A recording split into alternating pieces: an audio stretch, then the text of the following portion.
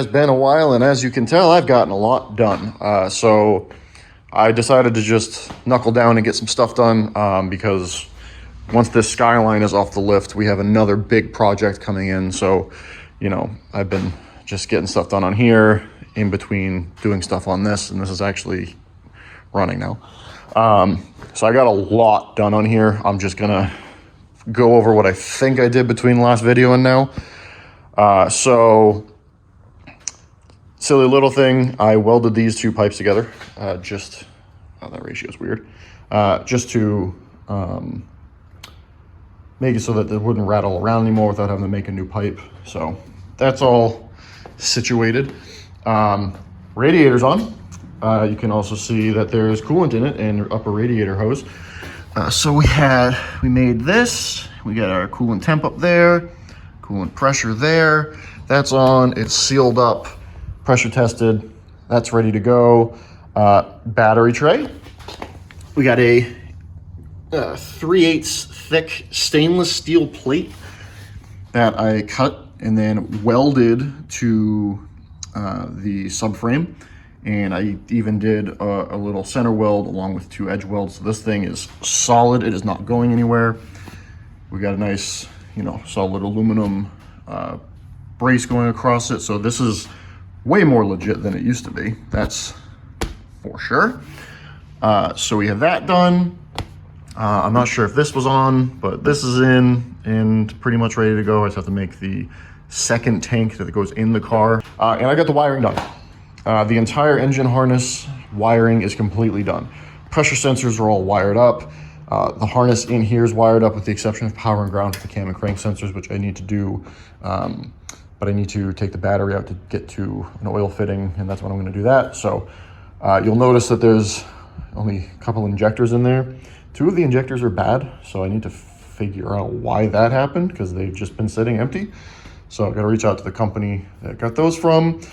Fuel lines are all made up. So put a rail here. Fuel line goes all the way back to the regulator. So that's done. This has brackets on it. Let's see, one there and one down there. So that's on. All of these are hooked up. I think I already showed that. Again, don't remember what I did last time. I didn't do last time. So yeah, the harness is all completely done. Well, 99% done in here. Runs back down under there and in there. Ran into an issue with the brake line situation. I'm having a hard time finding adapters to get rid of the ABS module. So there's a chance I might have to put that sucker back in, at least temporarily, so this thing has brakes. Clutch is bled, clutch sensor's hooked up. Our clutch slipper system, I'm gonna make a whole dedicated video to it. I'm actually working on that right now.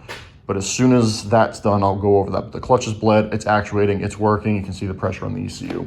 In here, once the cam and crank sensor's hooked up and we run the fuel line, this thing's pretty much ready to fire up. So let's move inside the car where there's a bunch of changes. All right, so if we come in here, there's not crazy wiring everywhere. There's a couple power wires that I need to hook up to certain stuff. Those are just hanging there, but you'll notice you can't really see much wiring. I gotta clean up my mess that I made back here. But the harness for the engine stuff runs down, up, over. The inputs for this are all strapped up. I gotta clean up, you know, over there. Throttle is actually working. Clutch is working. And also, we started putting stickers on here. So when we want to fire this thing up, I'll activate it. Got that, which kicks on the ECU. And if you listen, you can hear the throttle has been calibrated and is working. We have fuel pump on. We have our radiator fan, which is also going to be our water pump for the intercooler system, which is why I use this. You can hear that.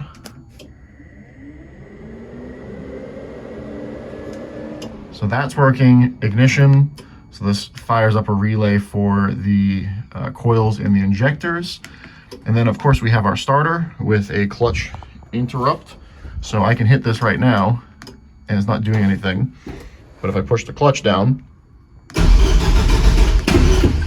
we have crankage. So we're really coming along with in here. Couple more things to clean up, and then fuel pump power. This wire right here is actually for our clutch slipper system. Again, doing a separate video on that. This right here is our fuel pump power, so I need to run that and organize that. And then that's pretty much it for engine wiring being done. Then I gotta do the chassis wiring. So up here for chassis wiring, we're going to have, this is gonna be headlights, or running lights, I guess you could call it. We're gonna have left indicator, right indicator, and then these are gonna be our windows. So we will be using this entire switch panel. I can't think of a reason we need to get more buttons, but it'll be nice to have working windows on this thing. I am working on getting a windshield put in it. And then, you know, most of this stuff has kind of come out of here. I gotta do the intercooler tank and plumbing, which I'm gonna do that in this video. You guys can watch that. And then this right here is going to be our puke tank, which this will get mounted in the back of the car, probably underneath the car, where the evap canister usually goes. And then the puke tank will vent into that in case we ever have a catastrophic failure. We don't have goo and oiled stuff thrown everywhere. It'll empty into this. This won't be baffled. It'll just have a vent on one side and an inlet on the other, and then that's it. It's strictly there to catch anything that might accidentally come out of up there in case we blow up. So, you know, safety first. Which, speaking of safety, our fire suppression system, I gotta get some new lines. I'm gonna redo that so that it's a little cleaner. I also want to add another nozzle in the engine bay. So right now there's one that's pointing like at where the factory turbo would go. I'm going to get a second one that's gonna connect off that and go to where the turbo actually is. So we'll have one pointing towards the turbo manifold, the back of the engine, where there could be oil interacting with stuff that's hot and fuel, and then another pointing at the turbo, which is obviously going to be incredibly hot with oil on it. So that will cover us for safety. We have a sprayer, you know, pointing towards myself to, you know, put me out. I might add another one that runs up to here and sprays down as well, just to really cover our bases, because safety is the #1 priority. We're gonna get this tank in, and maybe possibly in this video get this thing fired up. I might have to throw some smaller injectors in it to get it running, but we will see. We're gonna have to run the fuel lines, but a lot's done. All right, so we have the fuel lines hooked up in the engine bay. They're just under the car for right now. We got the axles put in on both sides, so that's done. I just finished putting the shifter in. So we have the shifter in and it's all hooked up and ready to go. So I gotta put gear oil in it. Finish running the fuel lines, which I need to lift up the back of the car to do the fuel lines. And then hook up the cam crank sensors and it should fire up. Should. I gotta put the lower engine mount on too. But it's getting there. It's getting there. Just finished doing the final testing with the clutch slipper system, so that's exciting. I gotta remember to hook this up. At the end of this video, you don't see me hooking up the brake booster. Spam comments down below. All right, so we have the fuel system in. It's wired and hooked up. It's not pretty, but it's hooked up. I did just pressurize it, and I have a super, super, super tiny pinhole leak, like right there where I welded it. I must have ground through part of where I welded. So we'll take the rail off, water purge it, weld that shut. Because again, there was a port on this side as the factory port, and we moved over to this side. But other than that little teeny tiny pinhole leak, there's no other leaks. I have 1050cc injectors in there for now, just to get us rocking and rolling. All right, so we get that hopefully welded up. We're about to find out. It's not as pretty as it was, but I'd rather have it not leak. So I'm gonna turn the fuel pump on, let it pressurize, and see if we have any leaks. Come in here, pump. Okay, we got pressure flowing. Oh, yep, still leaking. It's interesting. Where the hell is it leaking from? Look into that. So there's a little bitty pinhole. So the way Nissan has this is the fitting's actually a press in, with like a copper ring around it. So I think what I'm doing is I'm chasing copper that's coming up. So I'm gonna have to address that again. Luckily not the hardest thing in the world. I have the cam and crank sensors wired up to power and ground. So before I deal with that, I'm gonna crank it with the ignition and everything turned off to see if I have RPM signal. So we climb in this thing and then hook it up and we'll see what happens. All right, we have RPM.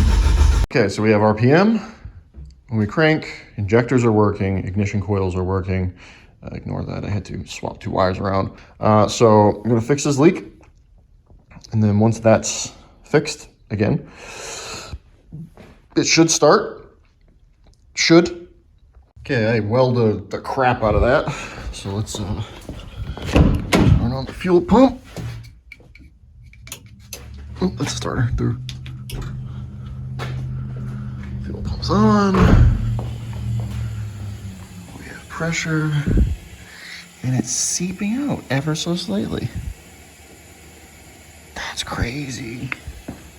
Well, it looks like a stick welding pad, but it's sealed up, finally, which is nice.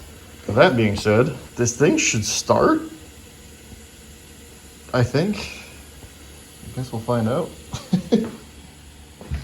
All right, ECU, ignition, fuel. I have no idea if this is gonna start. No clue.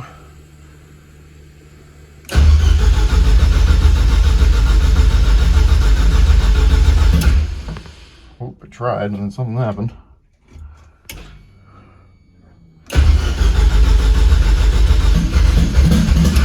Oh, it's trying. I'm like hitting the circuit breaker or something because of the starter. That's weird. You have to like reset that. The starter might be too many amps. Let's try again.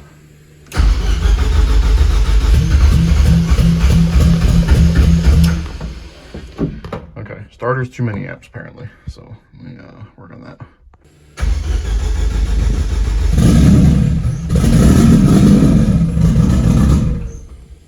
Fired right up. Try that again.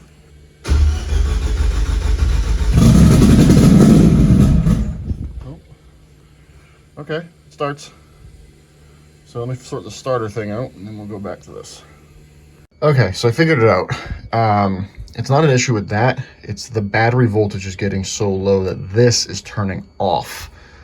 Because it's when I crank it for a while or I do short cranks, it's doing it. So the battery's just not good.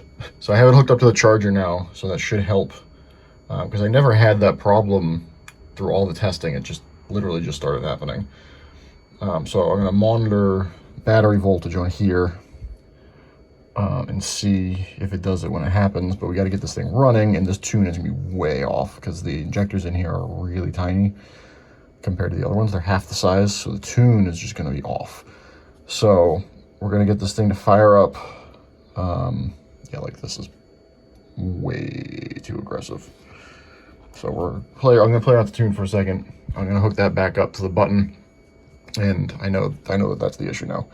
So, and the ethanol blend was reading, so that actually is working. So that's cool. And yes, the brake booster is hooked up. I just have it like sitting on the nipple to seal it up. I gotta get a check valve for it. I had check valves. I don't know where they went. So let's fire this thing up again in a minute. All right, let's try this again, shall we?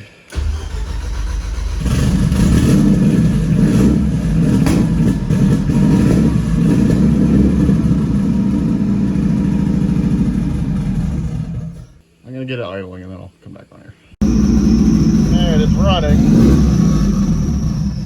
Just doesn't want to idle for some reason. Alright, it is idling on its own. My foot is off the pedal. Not sure what that was all about, but now we have a problem where I can't see the air-fuel ratio coming off there, even though it says that it's connected. But it's running on its own. That's exciting.